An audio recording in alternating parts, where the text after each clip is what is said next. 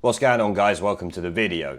So after a marathon stream last night that went on for 7.5 hours, which showcased how much of an embarrassment these politicians really are to this country, we still have a minority Tory government propped up by the Labour Party, Lib Dems, SNP and every other worthless party and independent MP within the House of Commons. The whole House is providing confidence to a minority Tory government they claim to hate, which is something you would never have thought possible before now. The motion for a snap election was won by Boris, but it lacked the majority required under the worthless Fixed-Term Parliaments Act. So we still don't have a general election. In essence, he lost the vote because he didn't get the amount he needed, but we all know it was tactical voting at the end of the day. It looks like Boris sabotaging the EU's plans might have to be his next course of action to force them into kicking us out of the EU. Now let's get on with the news stories we got this morning.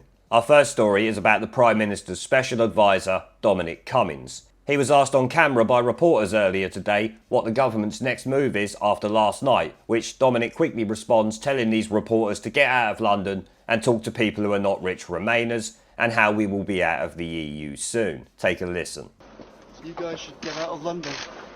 Go and talk to people who are not rich Remainers. What do you think's going to happen? What's your next move? Will Britain leave the EU on time? Sure.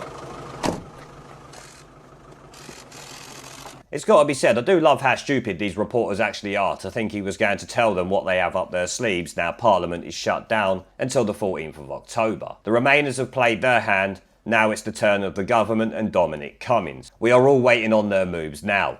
It's a good thing Parliament got prorogued last night actually, because now we won't have to listen to Labour MPs having a Cummings derangement syndrome attack in Parliament because he told these reporters to get out of London and speak to normal people. I expect the Labour MPs could be screaming their houses down right now though. Our next story comes from Ian Dale's LBC radio show, where a caller named John from Raleigh had a rather ingenious idea to get us out of the current Brexit situation we are in. Let's hear what he had to say first and I'll go over it. Right, if I was Boris, what would I do? I would revoke Article 50. That would remove the need for me to ask for an extension. I'd then engineer an election, hopefully get a large enough majority to invoke Article 50 again, leave the following day or ASAP. Well, that's an ingenious one, isn't it? I'm just trying to... I haven't heard that suggestion before. I'm just trying to work through in my mind whether you could do that. So he wants to revoke Article 50, have another election, win it, and then trigger Article 50 again. But then you trigger the 2 years again, don't you? That's the problem. You don't have to have the 2 years. That's the maximum time. Oh, so he'd just say we're leaving tomorrow? Yep. Well, that is an original one, which I haven't heard anyone suggest before. And I'm racking my brains to try and think of an immediate reason why that couldn't actually work and why it wouldn't comply with the law that's just been passed. But I have to say, I can't. If there's anyone in 10 Downing Street listening, John, you might... Theresa May has got her resignation honours list coming up at midnight. If there's anyone in Downing Street listening to you, I think you might deserve a peerage for getting them out of a hole with that suggestion, unless somebody can ring in and tell me why John's suggestion wouldn't be a good one, or at least a practical one. I don't know whether it's good or bad, but it sounds to me as if that could be a possibility, John.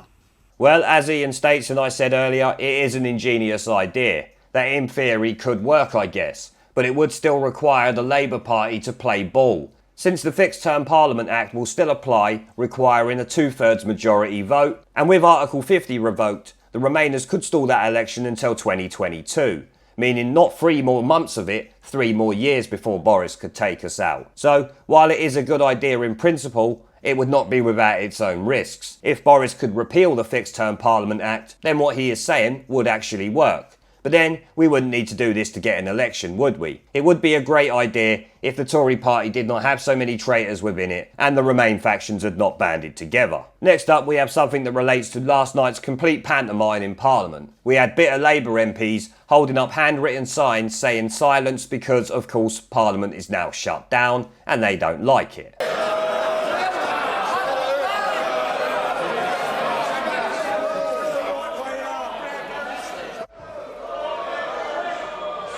Oh. It looks like someone's fallen over. What's... There's an incident near the Speaker's chair there. I don't know whether it's... was it... Yeah. Let's have a listen and see. Maybe we can ask our producer who's there, if he can find out what's going on.